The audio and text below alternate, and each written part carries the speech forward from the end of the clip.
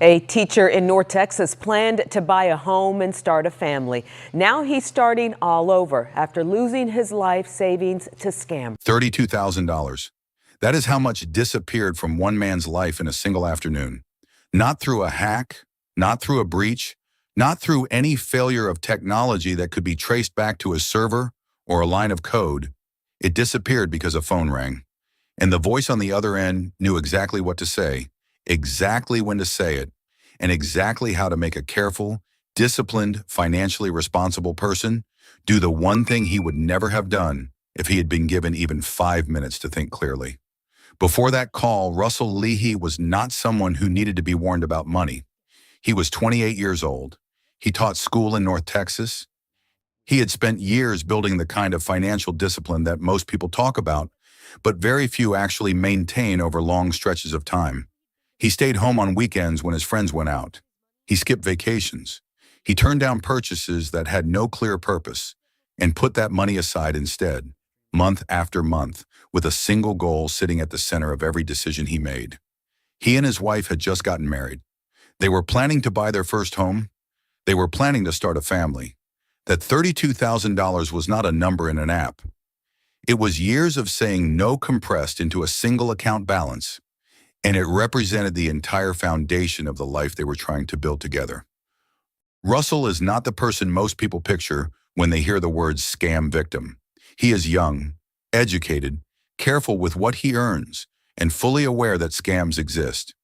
He did not fall for a promise of easy money. He was not chasing returns he had not earned. He was not responding to a stranger offering something that seemed too good to be true. The people who targeted him understood all of that about him before they ever picked up the phone, and they built their approach around it. The call came in, and the voice on the other end identified themselves as a representative from Chase Bank. They told Russell that fraudulent activity had been detected on his account and that his money was already under active threat. They did not ask for his password. They did not ask for his PIN. They did not direct him to a suspicious link or request any of the standard red flag items that every fraud awareness campaign tells customers never to share. What they told him was something far more targeted, that in order to protect the savings he had spent years building, he needed to move his money immediately into a new secured account that Chase was setting up specifically for him. That framing is the entry point, not greed, not ignorance, not a lapse in judgment that a smarter person would have avoided.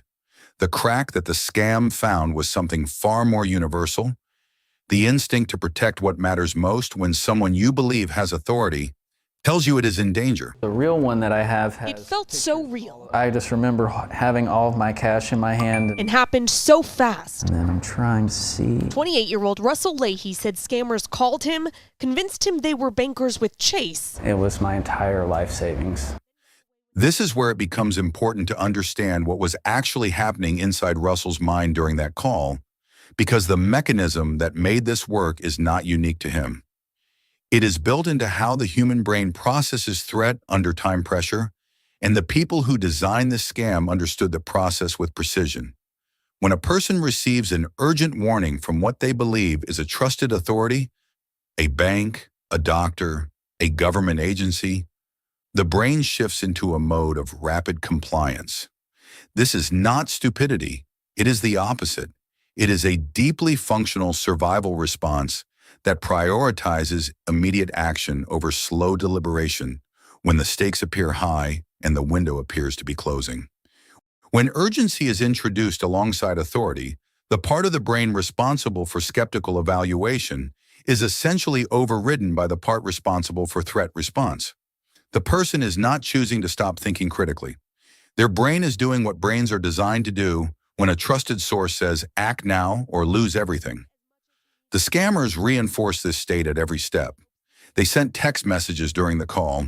They sent documentation that matched the formatting Chase actually uses in real communications. The language, the layout, the tone, all of it was calibrated to confirm what Russell already believed, which was that he was speaking to his bank and following legitimate instructions to save his own money. According to Russell, nothing about the interaction felt wrong at any point from beginning to end. He was not ignoring warning signs, There were no warning signs present to ignore. He transferred the money, all of it.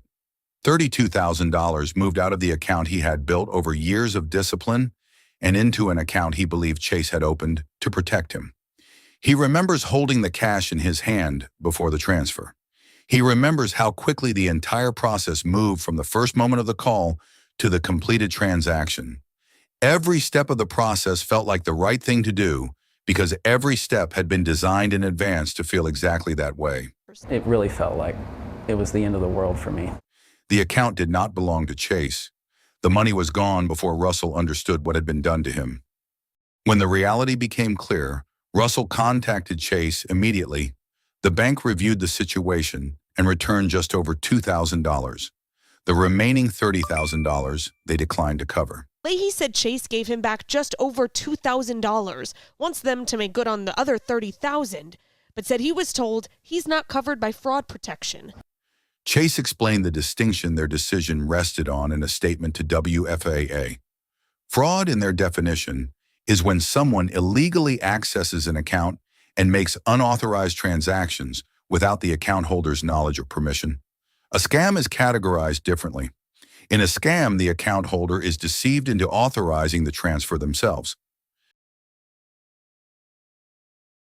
Because Russell approved every step of the process with his own hands, Chase's position is that the case falls under the scam category. Under that classification, the bank carries no legal obligation to return the money.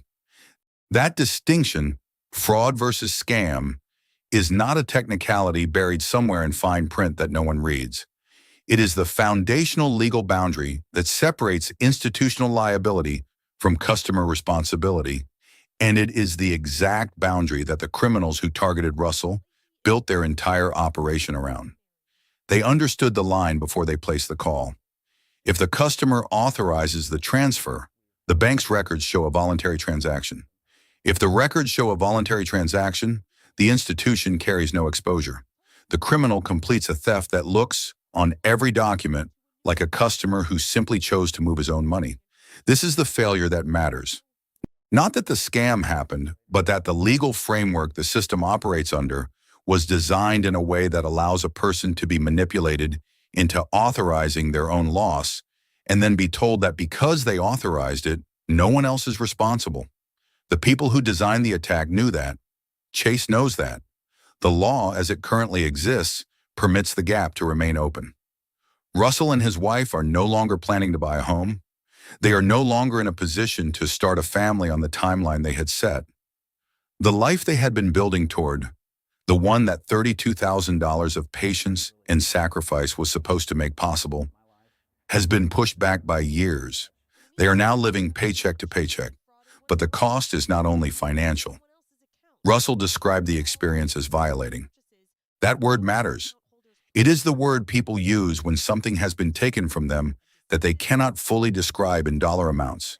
Their sense of safety, their trust in the systems they were told would protect them, their belief that being careful and responsible would be enough. All of that was taken in the same afternoon as the money, and none of it will be returned by a bank review or a legal distinction. Russell Leahy came forward and told his story publicly. He called himself a sacrificial lamb. He said that if what happened to him could protect even one other person from receiving the same call and making the same decision under the same false belief, then the loss would have served a purpose beyond his own pain. Chase has not returned the remaining $30,000. No arrests have been publicly reported. The investigation was described as still ongoing at the time Russell gave his interview. The phone number the scammers used has likely already been discarded and replaced. The method they used is still working on other people, in other cities, on other afternoons that begin with a phone ringing and a voice that sounds exactly like it is supposed to. I'd rather me be the sacrificial lamb for the rest of these people and, maybe save, other people's money from being stolen.